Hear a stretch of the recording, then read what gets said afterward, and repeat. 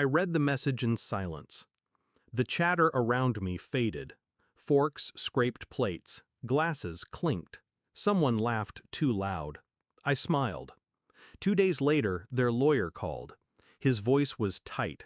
"We need to fix this. Urgently. Call immediately." It's strange. The moment someone burns the last bridge, you stop fearing the fire. For years, my mother was the one person I thought I could never lose. She had that smile, the one that promised safety. She used to braid my hair before school, leave notes in my lunch. She told me, "Family is blood. Blood doesn't turn on you." I believed her, until she proved herself a liar. It started small, locked bedroom door when I came home early, whispers that stopped when I entered the room. My stepfather's hand withdrawing from her shoulder a second too late. I wanted to believe I was imagining it, that the savings account I'd built with my father's inheritance hadn't been merged into hers, that the temporary loan wasn't funding their new kitchen. But lies have a smell, and once you notice it, you can't breathe the same air without choking.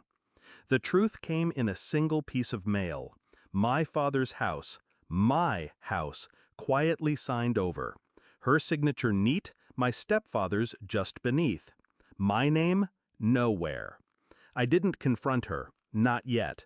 I smiled, nodded at dinner, and asked about her day. She told me she was so proud of the woman I'd become. I was already planning her undoing. First step, make myself invisible. I stopped arguing, stopped reacting. I paid my part of the bills without delay. If she thought I was drifting, she'd stop watching. Second, quietly secure what I could. Bank accounts frozen under identity theft investigation.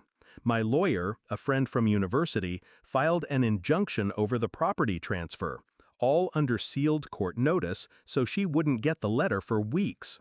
Third, control the narrative. I told extended family I'd been thinking about moving abroad, just enough to plant a seed. My absence would seem voluntary.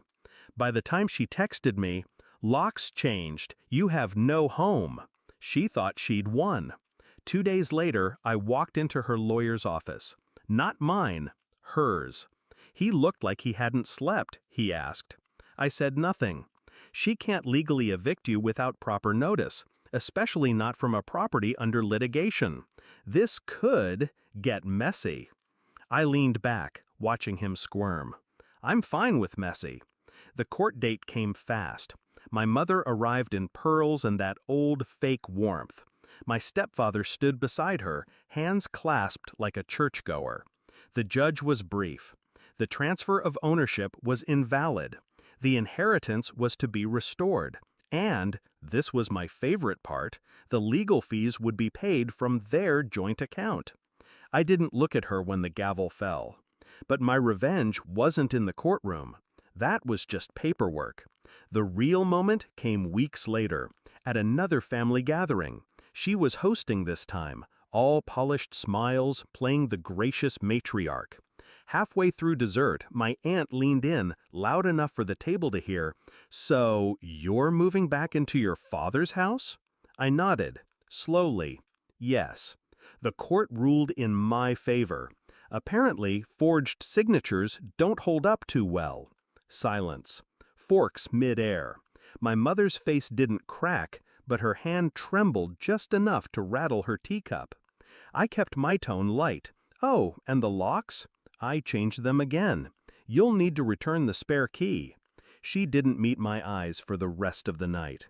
I didn't do it for the house, or the money. I did it so the next time she smiled that warm, motherly smile at someone, she'd know that I knew. That I'd taken everything back without raising my voice, without breaking a single law. I did it so that every time she passed the street where I lived, she'd feel the weight of a door she could no longer open. Justice isn't always loud. Sometimes it's the quiet click of a lock, from the inside. And when their lawyer called, desperate to fix this, I already knew there was nothing left to fix.